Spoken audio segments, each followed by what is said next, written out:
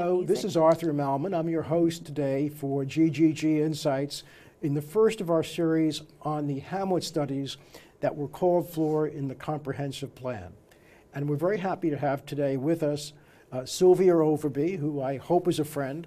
I work with her a lot on the airport committee, and Sylvia is really, I think, as far as I can tell, Sylvia, you're the person on the town board who really has been at the forefront of getting these Hamlet studies done. Yes, I'm the liaison to the planning department, so okay. That's one of the reasons I took on this project, and started almost 3 years ago. Okay, well, you know, some of us thought you were trying to redo the comprehensive plan. Could you tell us exactly what? Sure. How the Hamlet study fits into all of this? So the comprehensive plan was passed in 2005. It was there was a comprehensive plan in 1984. We redid that comprehensive plan in 2005. And so this was called for in that 2005 comprehensive plan to do what could be called a deep dive into the commercial centers of all the hamlets. So that's what we were looking at. We're not looking at everything in the comprehensive plan. We're not looking at all of the 73 square miles that make up East Hampton. We're looking at downtown Montauk and the dock area. We're looking at downtown Amagansett. We're looking at a Springs area, which is a little bit more segmented. East Hampton, just on the Pantago and North Main area, and then the Wainscott area. Okay, I was a little confused, I gotta tell you. I was wondering, I said, gee, you know, you have the Wainscott Hamlet, you have this Hamlet, you have that, but what about the people who don't live in one of the Hamlets? And the answer is, that's not what this is all about. This is really just looking at these commercial centers. We're looking at commercial centers. And my recollection is you started with a word I'd never heard before, a charrette. A charrette. So they did this in 2005. And it's, you know, people get together around a table in this case and talk about, with maps, and talk about what they see and how they want their community to look and feel in this downtown area. Those maps were then given to the, well, they were, you know, the consultants, which was Dodson and Flinker, was the, went for an RFP, and they're the ones that answered it. They've been out here before and done a view study, so they knew the area. Had they done the comprehensive plan back in 2005? Nope, they were not part of that. They were part of another study that was done about view sheds within the town of East Hampton. So they were familiar with East Hampton, which was lucky. And then they also hired Lisa LaCurry. You used the word I hadn't. View sheds? View sheds. So that that's where you have the vista. Yes, vistas. And so at that study, and I recollect this was done years before I was on the board, people could vote on which views were most important to them. Oh, really? And so there is a study that talks about these different views and how important they are to the community. Oh, okay. So if you're on Bluff Road, for example, in Amagansett? I don't even know if that was one of them that was selected, but there were different ones selected throughout the town. Okay, because I know I've always been amused by the fact that on Bluff Road, if you're looking out toward the ocean, there are two benches that are lovely to sit on. And the only thing you see is the vegetation that's growing up in front of them. You do see the vegetation. I know there's been a lot of conversation in the past about cutting some of that down, but you know, vegetation it is partly that.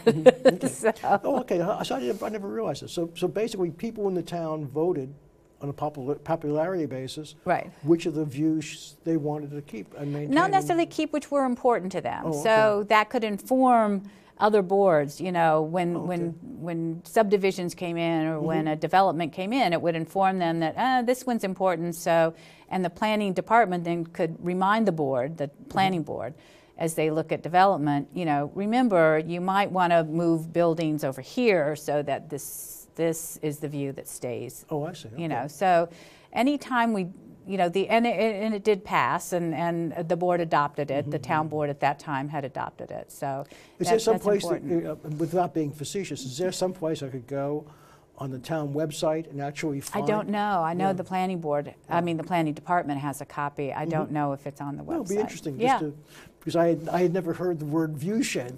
I've heard watershed and take me out to the shed and beat me back. I hope not. No, I've never done that. So. But I've never heard view shed. Okay. Now let's go back to these charrettes. So you had a meeting around a big table in, for example, Amagansett. Who was invited to that meeting? It was open to the public. They were well publicized. We had meetings before we had the actual charrettes take place where we invited people to be introduced to the consultants, and they could ask questions, and then we made sure that all the, if you go on our website, you can kind of see the history of this. Then they could tell the people when to come, what they were going to be looking at. We spaced it so that we had time for each one. On Saturdays, we did some in the mornings, we did some in the afternoons. My recollection was also a walkabout, too. Well, we did the walking tour first. And so the consultants would walk with, because again, you're just talking about the commercial centers. Yeah, sure. What works, what doesn't work, how many driveways might come into an area that we might look at consolidating one driveway to come in to service 4 or 5 different businesses. Just some of those, you know, when you hear from people, I can't turn into this business because there's too much traffic, or there's no way for me to get there. The road isn't constructed well enough, and so you start. If you walk it, you can really see it. So I hadn't even thought of the driveway situation where you can consolidate driveways, so that not. So those are all things that they could then bring back to the table after the walking tour and say, you know, now look at the map and what do you guys think? Okay, now you're talking. So you've publicized this. People had an introduction. They literally walked the streets to look at the situation, and then you had them come around literally a table, I guess. Yes, and then they hung all the maps up. People could comment on the different maps and say, I agree with that, I don't agree with that. There was one map on several different tables. Sure. Okay. Well, just out of curiosity, let's use Amagansett. I think they're probably. Well, I don't want to say the hamlet that is less aggressive, but you know they're relatively quiet. I think, now that they have a bathroom in the parking lot, I think they're relatively happy. Yeah, well, you know, I hope everybody is happy, but there's always improvements that can be made. But so. let's say Amagansett, where you know you've got relatively. A good group of people working together. Yep. How many people would be in that room where you had your charrette with all those maps? Would it be 10? Would it be? It could be 20 to 30, and I know in Montauk it was even more. Oh, okay. So, and in Wainscott it was a lot. I'm going to say at least 30 people. And some of the same people don't come to all the different events. So they're interested in their. Oh, I see. No, in other words, if you're talking about the Amagansett events. Some people may have come to the discussion. Some people may have gone to the walking tour. Right. Some people may go to the charrette. Right. Okay. So we did get a lot of different people coming to all these different events within their own hamlet. So, and then we went to the CACs to ask them in their own hamlets to write up a report. Citizens Advisory Committees, each hamlet has one. Right. And to see if they would, you know, and some, like Wainscott, had different subcommittees, and they each wrote reports. The same happened in Montauk. And I would say those two hamlets saw the biggest change within their, you know, what they were looking for. So, you know, Wainscott is looking at something, or as I saw it, they were looking for a more walkable hamlet, something that, you know, didn't seem to be, it didn't have a hamlet enough feel to them. Right. And you either go to Home Goods, or you go to the fish shop. You know, you don't walk from place to place. You don't walk, and so it's not as cohesive as say Amagansett has a little more cohesive look to it. Right. And so, you know, there were some suggestions and changes how to fill in where there are empty pieces. I started off maligning Amagansett. I might as well malign Wainscott too. So besides this is very interesting. I hadn't even, you know, I hadn't really paid attention to this as much as I should. I remember when you had the East Hampton charrette, it was just unfortunately a day I couldn't make it, so I didn't take part in that one where my house is. But we'll just talk about Wainscott, because this is Okay. interesting. Because everybody drives past Wainscott. Yep. We all know the problem with the stoplight and the fish store. Right, But right. So what they wanted to do was create really a hamlet center. So parking either on where Bathgate is, make that, and that would also have a bicycle path, so where people could, stay off the highway. Some people still want that highway to have some parking on it, so that it would look more like what you have in Amagansett or in the Village. Oh, I see. Okay. So, that's something that future boards can look at and consider. There's as well. no park. There's virtually no parking. There's no park. I mean, Yeah. I know where the jitney stop is. You can stop. You can pull over. But that's about it, isn't it? And it's a little dangerous, quite honestly. So, so those, if you looked at the plan, you could see where they had decided some plaza areas should be, where you could put tables and chairs out, where parking, as I said, could be behind some of those stores.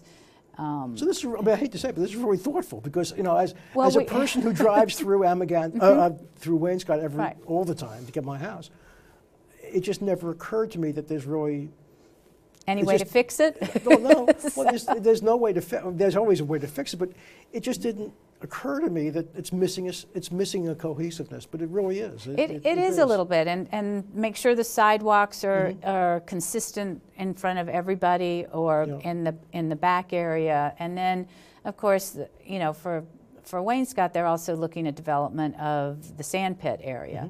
So, thought was taken into what could happen there. Well, again, staying with Wayne, now you got my focus on Wainscott. Okay, good.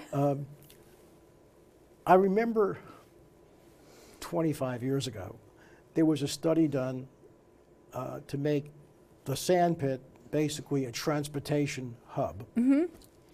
What do people think about that today? Well, in one of the plans, the consultants with the community had, because the airport is there, put at the back part of the sand pit a train station. Right. That was Larry Cantwell. Yeah, that was in this particular study as well. Right. And to put some extra parking there so that people could even use it if they were coming in with a truck, maybe drop off, not pick up a truck and drop off a car, so that we're looking at trying to eliminate traffic as it goes all the way through the town. Right. But well, one of the problems I know from other discussions in the town is, it sounds funny, but there aren't that many places to park your commercial vehicle overnight. Right, and that was looked at too in this study, so that businesses could look at not building a building, but look at building a parking lot. And then that might be an interim use for a piece of commercial property. I'm not ready to build my commercial building. Sure. But if I put up a parking lot and fence and screening, then I can rent some spaces. That's the history of New York City. So, and then the parking lots become so valuable, sometimes they never put the building on top. So, well, that could have happened. I don't know if that's going to happen, but those were some of the things that were looked at, especially along the Springs Fireplace corridor. Now, what else? Again, I'm just trying to think back, but I remember besides the transportation hub in part of the sand pit, there was the idea that I remember. Little townhouses with stores underneath them, like you'd see in East Hampton Village. But sort of recreating that kind of thing. So the plan was to do some, make it a lot of it a park area with maybe some playing fields on it as well, so that other people, and we know that we like recreation here, so we would like some more recreation facilities. I hadn't thought of it. Are there any recreation facilities in Wainscott? There, at Stephen Hans Path, we have 2 soccer fields. Those are the 2 biggest ones, with a comfort station that's there as well. Okay. It's where CDCH building Oh, right, is. sure, So okay. in that whole complex, there's also some. It's behind I always Right. get the letters wrong, but it's behind that building. It's behind that building. Oh, okay, that's why I Child probably Development Center of the Hamptons Sure, was what okay, it was okay. called. So it was CDCH. Oh, that's easier. Right. So there are two big soccer fields there, and then there's some volleyball fields, volleyball courts that are back there too. So But there are no areas, well, there's, I guess, the tennis club, but there's no tennis or basketball for not Wainscott? not that the town owns. Oh, okay. There, just those private stuff, just the soccer fields and the volleyball fields are in Wainscott. So they want, and what about facilities for seniors? Is there anything like that in Wainscott? For seniors specifically? Well, not even specifically, but I'm just trying to think, every town I've ever been in, there's always a place where the old fogies like me hang out. Well, there is a senior center. It's on Springs Fireplace Road. Well, no, but I meant in Wainscott. But there's no real, part of the charm, I think, of the center of a village is the old fogies sitting around and exchanging stories around them. But there's no place like that in Wainscott. Well, that's why the consultants and the public looked at putting in some plazas, more or less, areas where people could gather, and which there really isn't that in Wainscott. Right. So if you look at Amagansett, people go to the square, there are picnic tables there, and it doesn't matter your age. But and in Montauk, you've got the Village Green and the gazebo that's there, so people can gather. In East Hampton, there's the little park. And East Hampton has Rudershan, so so there are areas, and Wainscott doesn't. Now we did purchase the property at the corner of Eastgate, where Star Room. Keep going back to the swamp when it was a lot. So that has been purchased, and that will be turned into a park. It's at the edge. It's really at the western edge of the village, and we want to be able to have sidewalks that go right to it. So you would pass. Okay, so you'd integrate that area into. This is like a Wainscott study. I'm sorry. No, but it's good to at we least can take mention one. all of the hamlets. We'll go back to all the hamlets. But, Yes. it's easier to take one and just get an idea of how much work you've really done on this stuff. I'm really surprised. So you'd really take that park where the swamp was, or the storeroom was, and that would be a continuation of the little hamlet center. Yes, we want to make sure that is connected to other parts. That the parking is the parking that is closest to that is actually behind Home Goods. So there is that parking lot that's in there, but we could connect. People could walk through. There is a way to do that, to walk through and have a sidewalk even that goes along the back part of the parking lot, so that they can connect that way. So connect on the highway, connect through parking areas. One of the things you said, though, that really struck my attention is for a long time I've been a more serious biker. I'm not now for various physical reasons, but I remember my wife was always surprised when I was more comfortable riding my bike in New York City than the Hamptons. And in New York City, it used to take me 5 or 10 minutes to get to Central Park. And now the cars, for the most part, are barred from Central Park. So it was safe there. In East Hampton, you go down Further Lane, or you go down Georgica Road with hills and dales, and people can't see you. And you can't. And it's surprising more people aren't badly hurt or killed, actually. So, and that's one of the things we've been trying to do. This is a very long process since before I was even on the planning board, trying to get easements along the railroad tracks, actually, to link together a bike path that would be along the railroad tracks. Successful in part, but obviously it's taken this long and it's still not there. Is the railroad against it, or is it? No, it's the business owners that come in that back up to it. We want easements through when they develop their property. So collecting all those easements. So it's not just getting the railroad to give you 10 feet. No, they're not going to give us probably the amount of space that we would need, but we would like to get easements for developments that come in. Well, that's a hard job. It's a long process. So if it was an easement for a subdivision, or a commercial building. You have nothing really great to dangle in front of them as a quid pro quo, except, gee, you can see all these bicyclists being Right. happy behind your store. But I don't want them behind my store. But people like walking paths, and it does enhance property values. You know, your ability to get to a walking path quickly. Sure. Is certainly within, you know, probably more suburban areas. They like this idea of getting to walking paths early. So, so we were hoping, you know, through subdivisions we would get it, through commercial businesses we would get it. And it's just another way for people to get to your business. Now, what are some of the, again, I'll take the Springs, what are some of the problems that the Springs people would like to address, or what are some of the solutions that they're interested in seeing? So Springs kind of overlapped with East Hampton in that a lot of their concern was for Springs Fireplace Road itself. And Springs Fireplace Road has, you know, the town's recycling center and had the town's scav waste plant there. And, you know, it has a more industrial look and it has another sand pit that's there. And you do need an industrial section of the town to, We do. to build the houses everybody wants to live in. And, you know, in that particular sand pit, there is I mean, just like the one in Wainscott, actually, there is a tile person there. There's other businesses, you know, that are about building. Sure. So, you know, And there's also some great places to get your car replaced or repaired. Yep.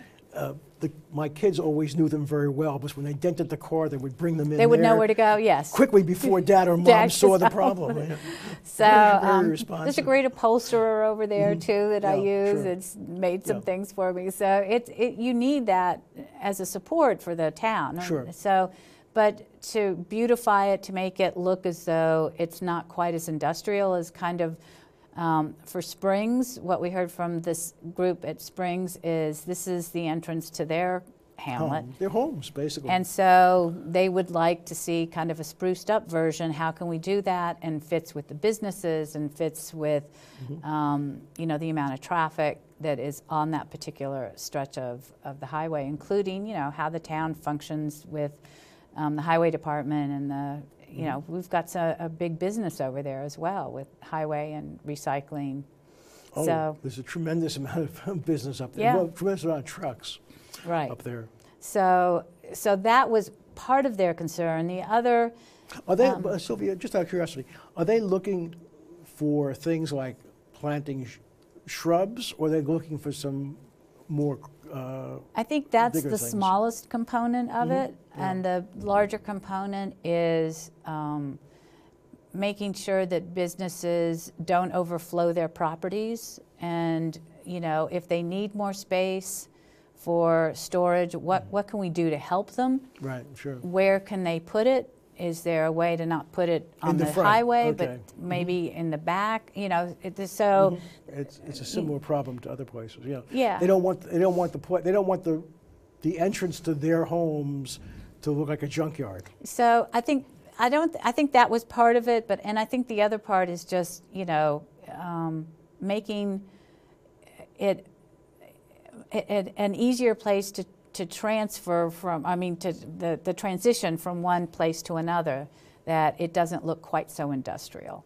Yeah, I know when you drive down Springs Fireplace Road, it's industrial, and then at some point it stops being industrial. Yeah, and and there are still, you know, homes fronting that road, and we want it to stay that way. We want it to have the ability to, you know, people live on this road. It's a beautiful wooded area. It really is nice. Once you get past the dump part, I'm sorry, the recycling center. The recycling center gets better. It gets really pretty up on top. So you know, so that for Springs, that kind of came together. Then they looked at the two ends of Fort Pond, where there are businesses at both ends and homes in the middle, and how to, you know, if you can take a group of businesses, they may all come in at different times, but if you can say, okay, we're going to take this group of businesses as you come in, 10, 15, maybe even 20 years apart, let's see if we can share some parking and put it on the back side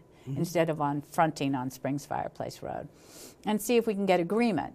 So, you know, that's in the plan to see if businesses would agree to something like that. It's all, you know. So I guess what the plan is is a statement of where you want to be.